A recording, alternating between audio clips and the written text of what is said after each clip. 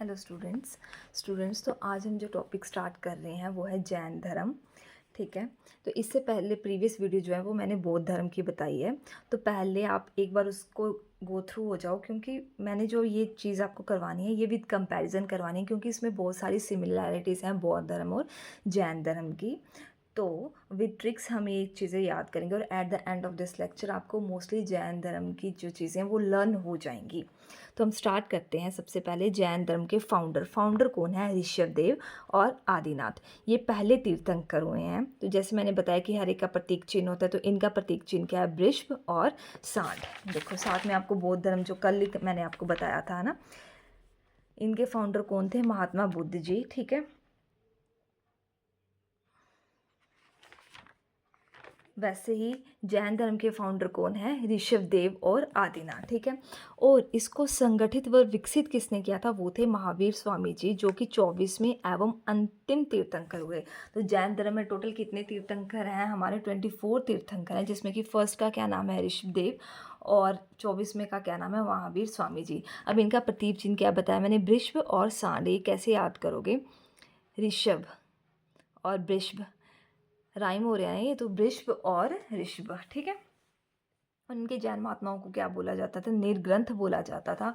और महावीर स्वामी जी का प्रतीक चिन्ह क्या है? सिंह। ठीक है। वीर है तो वीर, वीर कैसे होते हैं? सिंह की तरह। तो ऐसे आप याद कर सकते हो, सिंह। और इनका जो गोत्र था वो क्या था? ज्ञात्रिक। ठीक है। इनके कौन से गोत्र से थे ये? ज्ञात्रिक। अब हम ये वैसे तो 24 तीर्थंकर हैं, पर मैंने जो वो इम्पोर्टेंट तीर्थंकरों की आपको ये नाम और उनके प्रतीक चिन्ह बता रही हूँ जो मोस्टली पेपर में रिपीट होते हैं। ठीक है। तो सेकंड जो तीर्थंकर है वो है अजीतनाथ।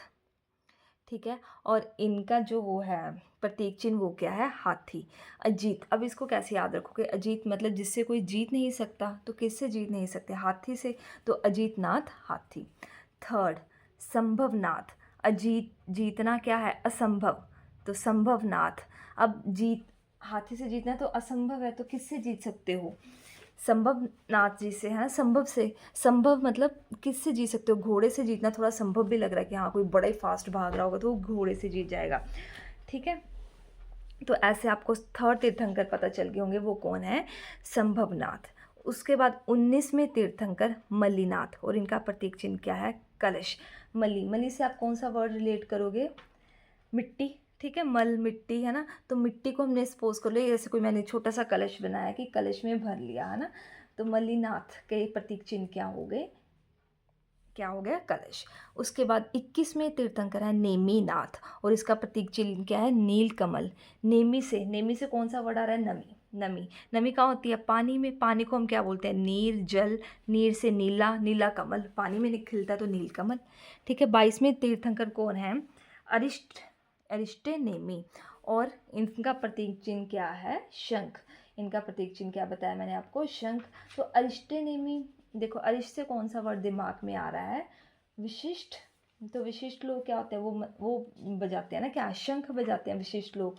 तो ऐसे आप रिलेट कर सकते हो। ठीक है। उसके बाद 23वें तीर्थंकर कौन है?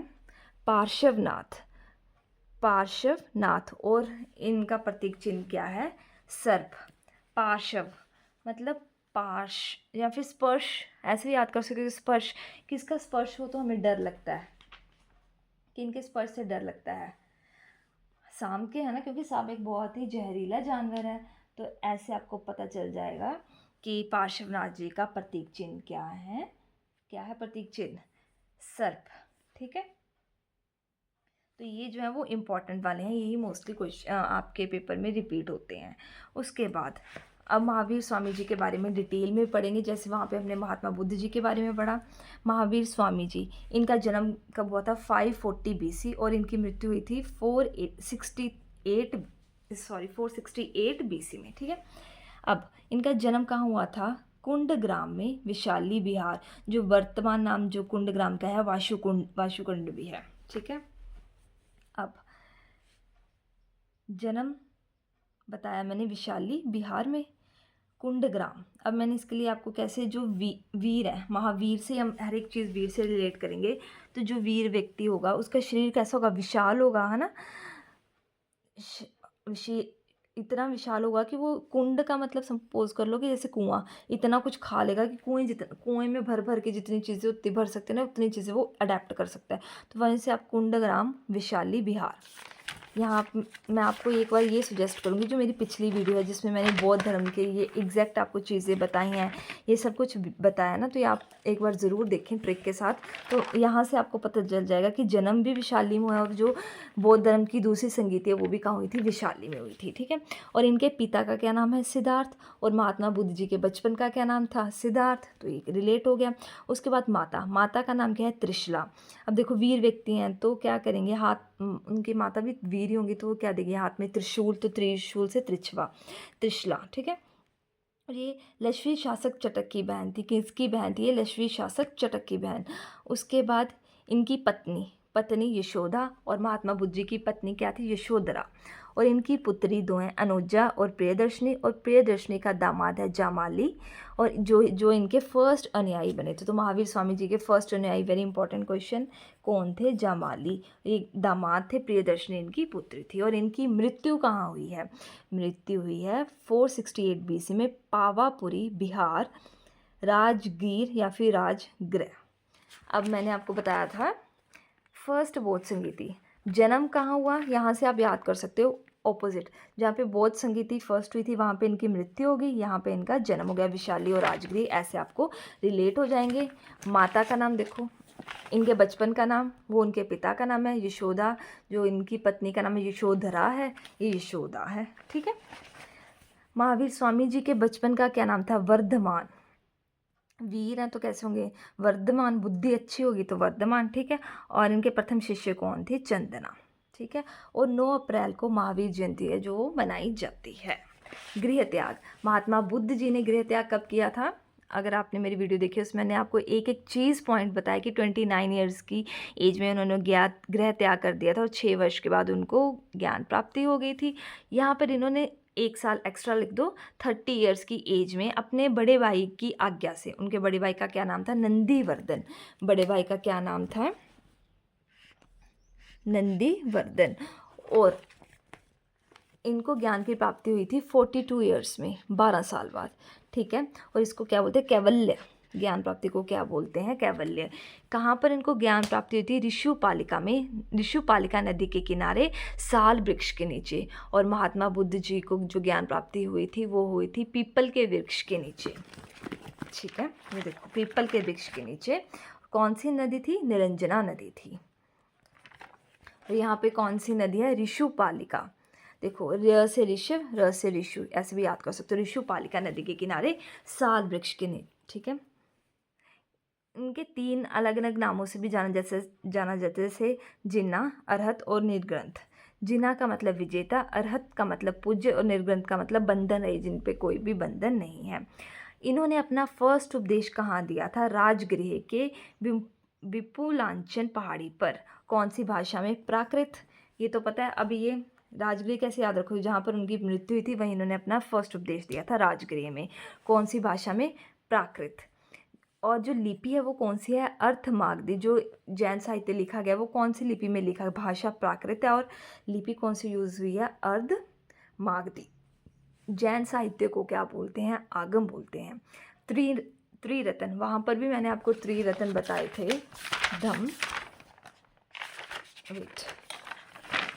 धम्म, बुद्ध और संघ। महात्मा बुद्ध तो बुद्ध, धम्म, संघ। ठीक है, यहाँ पर ज्ञान, आचरण और दर्शन, सम्यक ज्ञान, सम्यक आचरण और सम्यक दर्शन। इनका बड़ा एक महत्वपूर्ण ग्रंथ है कल्पसूत्र, जिसको किसने लिखा है, भद्रबाहु जी ने। उसके बाद हम पढ़ेंगे जैन संगीति। यहाँ पर 2 ही जैन संगीतियाँ हुई थी। फर्स्ट हुई थी पाटलिपुत्र, जो कि बिहार में है। ठीक है, कौन थे, स्थूलभद्र। ठीक है, यहाँ पर कितनी बौद्ध संगीतियाँ हुई थी, 4 हुई थी। ठीक है, स्थान, शासक और अध्यक्ष। तो यहाँ पर जो दूसरी बौद्ध संगीति हुई थी इसका क्या नाम है, बल्लवी, और ये कहाँ पर है, ये है गुजरात में। ठीक है, जैन संगीति जो दूसरी है वो कहाँ, फर्स्ट जो है वो है पाटलिपुत्र। पाटलिपुत्र में बौद्ध की कौन सी वो हुई थी, थर्ड। देखो पाटलिपुत्र में हुई है ना, ऐसे ही पूरा जो आपकी है ना वो इसी से रिलेटेड है, मतलब बौद्ध धर्म और जैन धर्म में बड़े ज़्यादा चीज़ें हैं जो वो सेम ही हैं, तो आप ऐसे देख सकते हो, ठीक है। तब पाटलिपुत्र और अध्यक्ष कौन थे? स्थूलभद्र बल्लजी। तब सेकंड संगीति बल्लजी में हुई है गुजरात में। तब अध्यक्ष कौन थे? क्षमा श्रवण। अब ये दोनों नाम कैसे याद, पाटलिपुत्र और बल्लभी तो आपको याद हो गया होगा, ये कैसे याद रखोगे? स्थूलभद्र, स्थूल से आप वर्ड करोगे स्टूल, कोई स्टूल था, मतलब आप कहीं गए और वहाँ पे उन्होंने किसी के घर में गए तो वहाँ स्टूल था, बड़ा गंदा लग रहा था, आपने बोला यार बड़ा ही भद्दा स्टूल है, तो उनको गुस्सा आ गया, तो आपने उनसे क्या मांगी? क्षमा मांगी। तो स्थूलभद्र और क्षमाश्रण, ठीक है। अब फर्स्ट बौद्ध संगीति में ही जो जैन धर्म है उसको दो भागों में बांट दिया गया था। वो कौन से दो भाग थे? दिगंबर और Shvetambar. Very very very important. Digambar क्या होते हैं? वो जो नग्न रहते हैं, और श्वेतांबर श्वेत सफ़ेद, जो सफ़ेद वस्त्र पहनते हैं। दिगंबर को ही समैया कहा जाता है और श्वेतांबर को तेरापंथी भी कहा जाता है, ठीक है। और दिगंबर के मुखिया कौन थे? भद्रबाहु। और श्वेतांबर के मुखिया कौन थे? स्थूलभद्र। स्थूलभद्र तो आपने जो फर्स्ट जैन समिति है इन्हीं के, ये श्वेतांबर के हो गए, और भद्रबाहु दूसरे हो गए, ठीक है। जैन धर्म में आत्मा, पुनर्जन्म, कर्मवाद, अहिंसा को माना जाता था, बट ईश्वर को ये नहीं मानते थे, ठीक है। उसके बाद टर्म्स हैं जो जैन धर्म में यूज़ होती हैं, अणुव्रत और स्यासवाद। Very very important. अणुव्रत, स्यासवाद, अनेकतावाद, यापिन्य, गुरुचक्र, महाव्रत, श्वेतपट, ठीक है।